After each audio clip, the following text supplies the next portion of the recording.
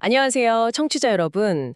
혹시 하나님의 법하면 뭔가 좀 답답하고 우리를 꽉 묶어두려는 그런 규칙 목록처럼 느껴지시나요? 오늘은 그 오해를 좀 풀어보려고 합니다. 저희 손에 지금 사도 바울이 빌립보 교회에 보낸 편지 있잖아요. 네, 거기에 대한 신학적 분석 영상 자료가 있는데 이걸 보면서 율법의 진짜 목적이 뭘까 한번 깊이 파헤쳐 보려고 해요. 뭐랄까, 경직된 종교적 행위 너머의 자유를 좀 같이 발견하는 시간이 되면 좋겠습니다. 자, 그럼 빌립보서 이야기부터 시작해 볼까요? 이게 다른 편지들이랑은 분위기가 좀 다르다고요? 아, 네, 맞아요. 확실히 그래요. 뭐랄까, 꾸짖거나 막 지적한다기보다는 되게 따뜻해요. 애정이 느껴지고 마치 문제가 생기기 전에 미리 좀 조언해주는 그런 느낌? 빌립보 교인들한테 예방주사 놓듯이 말이죠. 예방주사요? 흥미로운 표현이네요. 네, 여기서 바울이 강조하는 게 있는데요. 바로 그 적극적인 믿음, 그리고 겸손이에요. 이게 그냥 가만히 있는 게 아니고요. 공동체 안에서 서로를 먼저 생각하고 또 하나님의 뜻에 기꺼이 움직이는 태도죠. 아, 그러니까 그냥 수동적으로 하나님이 다 해주시겠지 하고 기다리는 거랑은 완전 다르네요. 그렇죠. 그게 중요해요.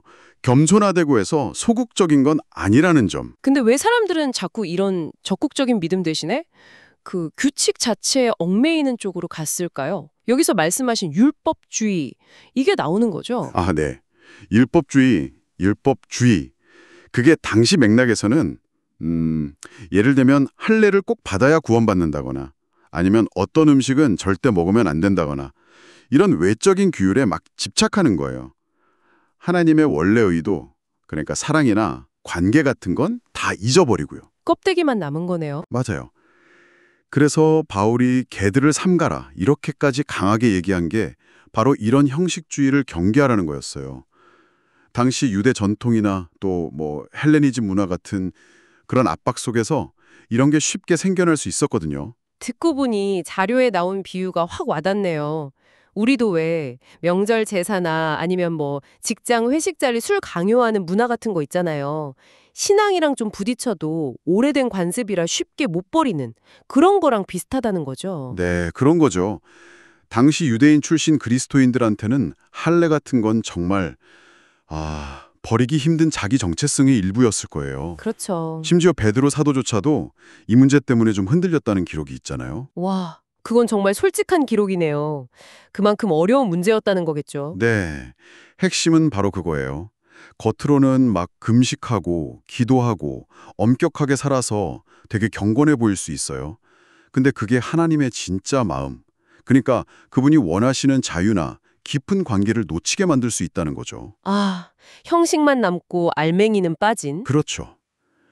이사야 선지자도 이미 옛날에 지적했잖아요. 하나님은 마음 없는 제사나 절기 이런 거 싫다. 대신 정의를 행하고 약자를 돌봐라. 네, 맞아요. 이사야서 1장에 나오죠. 네, 이게 우리한테도 질문을 던지는 거예요. 진짜 하나님께 드리는 삶이란 뭘까? 그냥 정해진 종교 행위 잘 하는 걸까? 아니면 그분의 마음을 닮아가는 걸까? 그렇다면 하나님이 율법을 주신 진짜 이유는 우리를 통제하려는 게 전혀 아니었다는 거네요. 오히려 그 반대. 정확합니다. 네. 자유에서도 그걸 강조해요. 하나님의 법은 원래 그 창조주와의 관계 안에서 누리는 자유, 또 행복, 생명 이런 것들로 우리를 안내하는 원칙이었다는 거죠. 우리를 묶는 족쇄가 아니라 오히려 번영과 평화로 가는 뭐랄까 내비게이션? 내비게이션이요. 아, 이해가 확 되는데요. 그럼 바울이 말한 표대를 향해 달려간다는 건 구체적으로 어떤 의미일까요? 그냥 목표 지점 정하는 거랑은 좀 다른 것 같은데요. 맞아요. 그건 단순히 목표 설정 이상이죠.